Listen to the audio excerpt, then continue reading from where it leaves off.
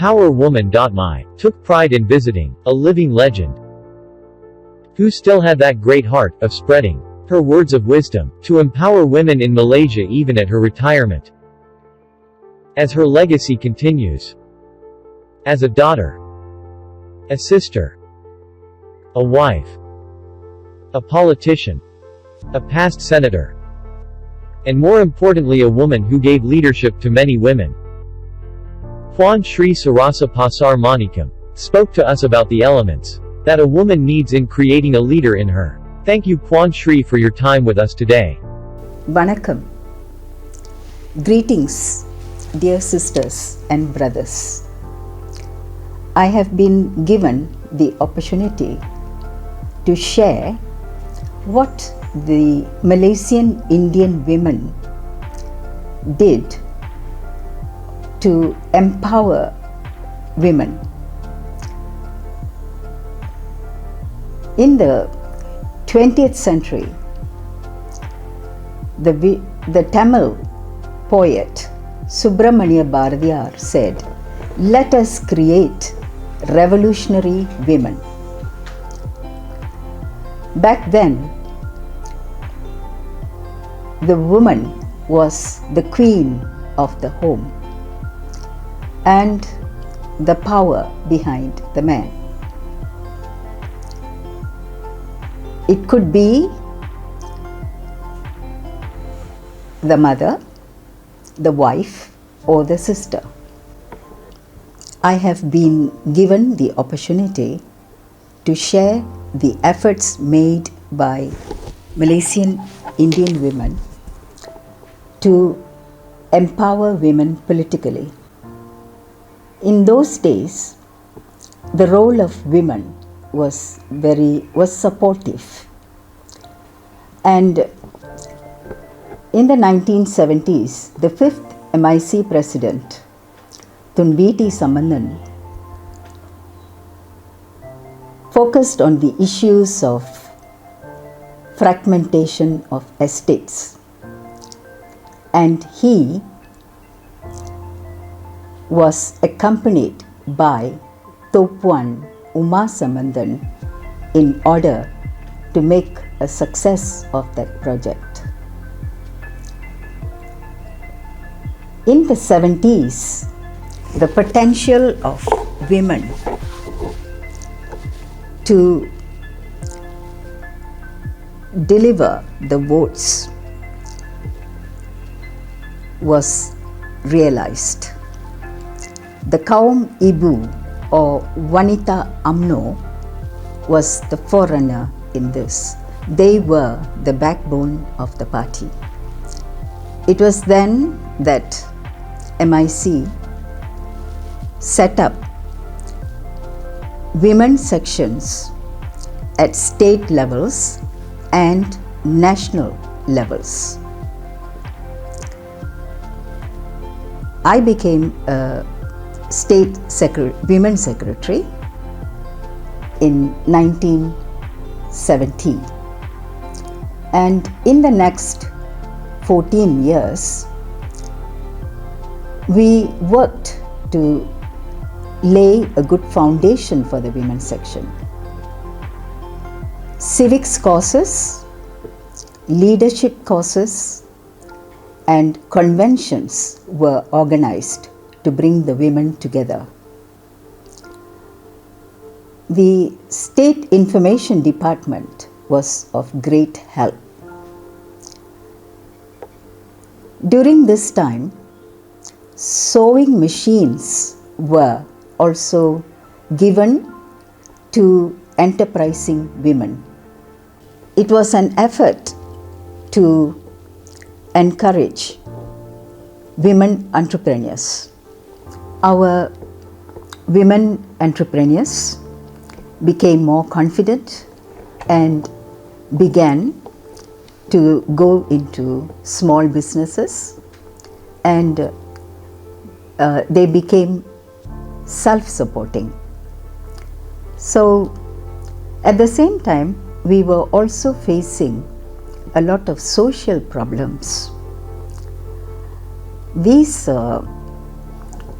One, of course, was domestic violence. Children and women were abused. Alcoholism was another problem.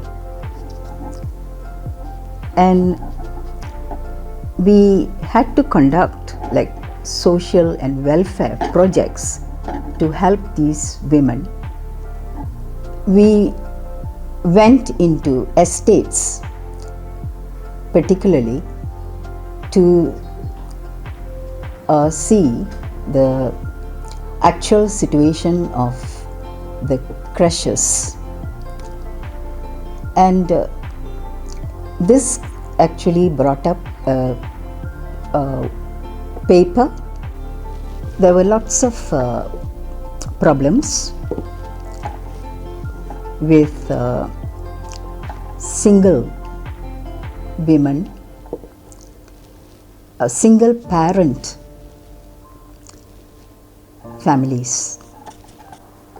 We also had problems like social ills with the advent of foreign workers also caused a lot of problems in the estate sector.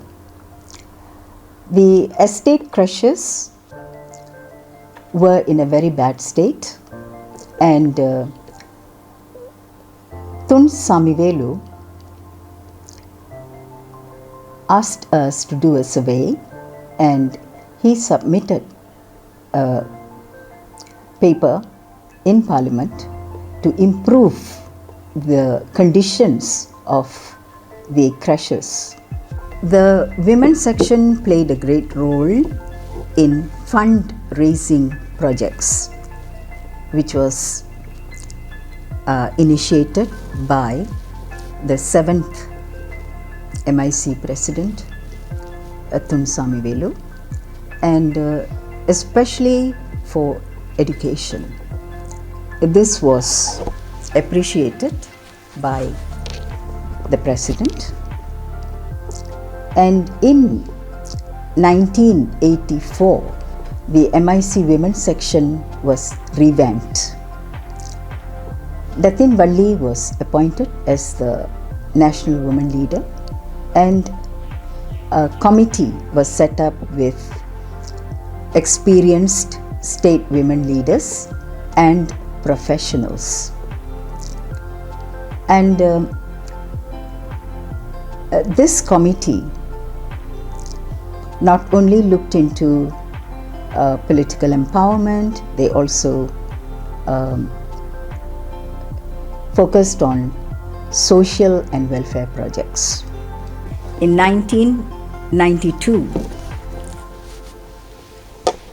I became a senator, and the next few years in the Senate was devoted to furthering the cause of women. And one of the most important things that I remember is pushing through the domestic violence bill. All the women parliamentarians supported this bill, and it became an act. One of the reasons why I would encourage women to become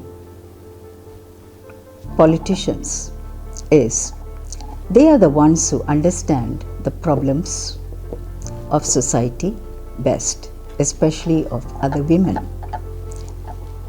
And they can help to improve the lives of families.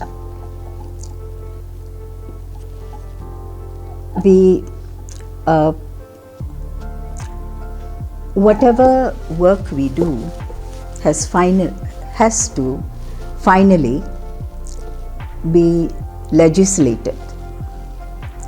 It is the laws that help. At least if the laws are there, it will be useful but only thing is they should be enforced. After the 1990s, we started focusing on increasing women representation in political posts. We started off with lobbying for local government posts, that is, as district and municipal councils for the women, and we succeeded. After that, we set our sights further, and we were looking for parliament seats. And again, by the end of the 20th century, we were lucky to have one parliament seat in Kapa and a state assembly seat in Selangor. So at the end of the 20th century, we managed to succeed in the early efforts. Now, I can say that behind every successful woman, there is a man. It is very true in my case. Tan Sri was very, very supportive, and he was the one who encouraged and also had the trust and confidence to let me go on in the political career. For the present generation of leaders, we are now facing a lot of challenges, in the sense that after the party lost in the general elections in 2018, we were left with few seats. At present, the President, Tan Sri Vigneswaran, has to start all over again to build up the party. But I'm sure the Malacca and Johor elections have given an impetus to the Malaysian Indian Congress, and we have very aggressive women leaders who now know what they want and who are capable of bringing the party to new heights.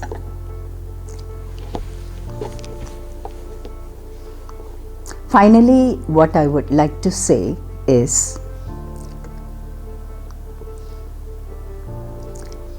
now I would say, behind every woman there must be a woman. It's the women who now have to empower other women. Give them the confidence, the courage, and the skills to survive. And when it comes to women issues, put politics aside, not race, not religion, but bring up the issues faced by women and support each other so that we can further the cause of women. Let us stand together. It does not matter which party we are in. Support the other women. Before I conclude, I would like to pay a tribute to all the women icons who paved the way in politics. Firstly, Puan Sri Janaki Adinagappan and Tan Sri Devaki Krishnan and all the other women leaders who worked with me to fulfill the aspirations of the party. Being in politics is a challenge. There are lots of problems to be faced, and for every appointment there will be many disappointments. Don't worry, you can do it, and you have proved it. Nandri. Thank you very much.